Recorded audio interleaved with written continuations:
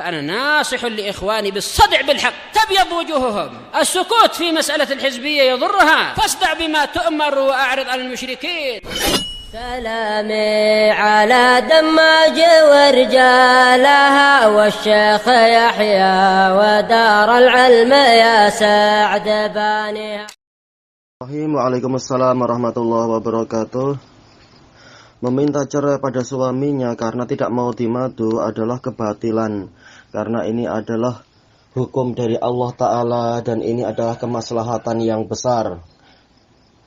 Di Indonesia beberapa puluh tahun yang lalu perbandingan laki-laki dan perempuan saja 1:7 atau 1:8. Kalau satu laki-laki hanya diizinkan mendapatkan satu wanita, maka 6 atau 7 wanita yang lain mau diletakkan di mana?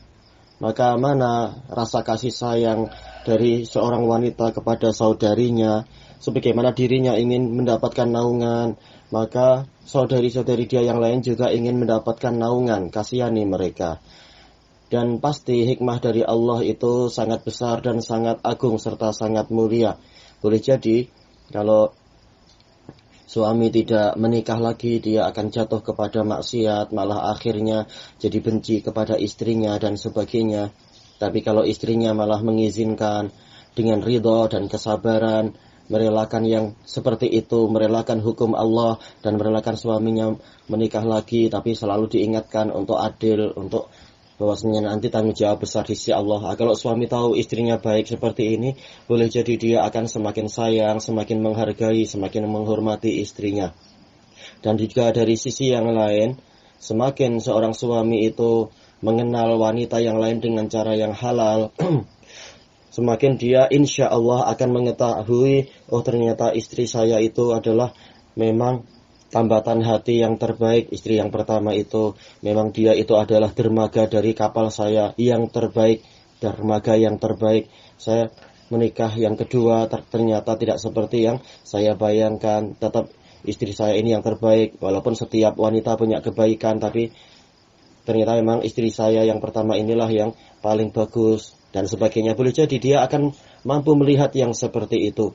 Atau boleh jadi ketika sudah ada istri yang kedua, si wanita juga akan semakin, si istri yang pertama akan semakin introspeksi dan juga semakin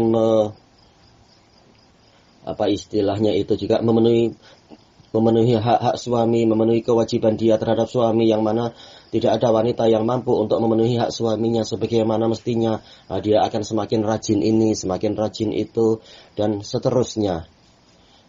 Banyak sekali hikmahnya tentunya di balik syariat yang Allah Ta'ala tetapkan itu. Adapun kalau dia memilih emosional dunia, dia akan boleh jadi akan sengsara, di akhirat dia akan celaka. Dia tidak mendapatkan ridho suaminya dan dia tidak mendapatkan ridho Allah. Bahkan Allah akan murka pada dia. Mau lari kemana setelah itu? Apakah dengan kalimat-kalimat yang buruk tadi atau minta diceraikan dia akan bahagia? Dan berapa lama pula dia bahagia? Boleh jadi Allah akan menghukum dia di dunia setelah lepas dari suami yang baik tadi. Boleh jadi malah akan, kalau dicerai, akan mendapatkan suami yang buruk, yang busuk, yang jahat, yang kejam, karena balasan sesuai dengan jenis amalan. Tatkala si wanita itu zalim terhadap hukum Allah dan zalim terhadap suami tadi, perceraian bukan sesuatu yang menyenangkan, membahagiakan, bukan.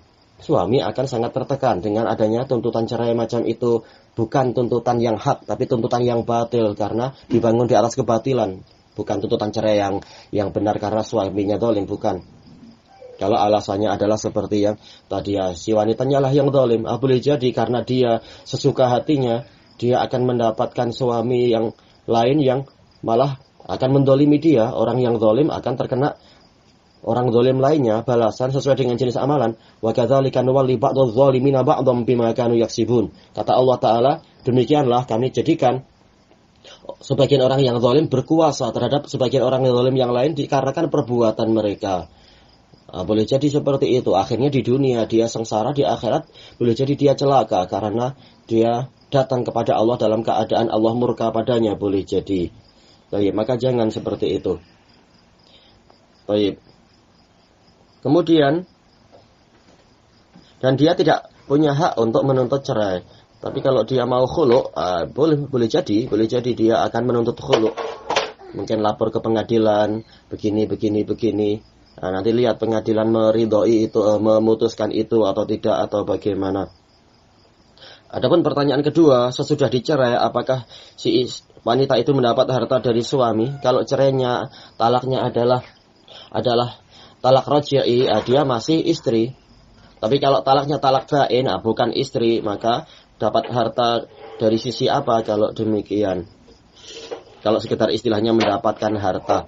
Tapi kalau maksudnya adalah cerai, kemudian ada mut'ah, yaitu ada kesenangan mendapatkan sebagian pemberian, maka yang seperti itu mungkin.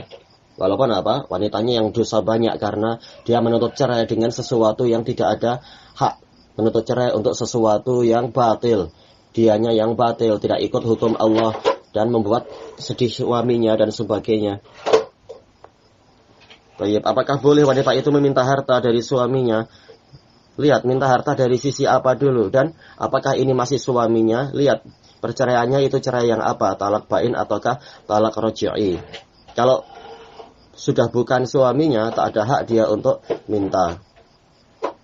Kalau memang suaminya memang mencerai karena lihat istrinya akhlaknya buruk, dia tidak ridho dengan hukum Allah, kemudian dicerai oleh suami, memang istri berhak mendapatkan mut'ah, istilahnya kesenangan, kegembiraan, atau istilah sebagian sahabiat, yaitu kesenangan dari kekasih yang hendak pergi. Tapi berapa? Tidak ada. Itu kembali kepada keridhaan si suami, si bekas suaminya itu. Wallahu a'lam, walhamdulillahi rabbil alamin.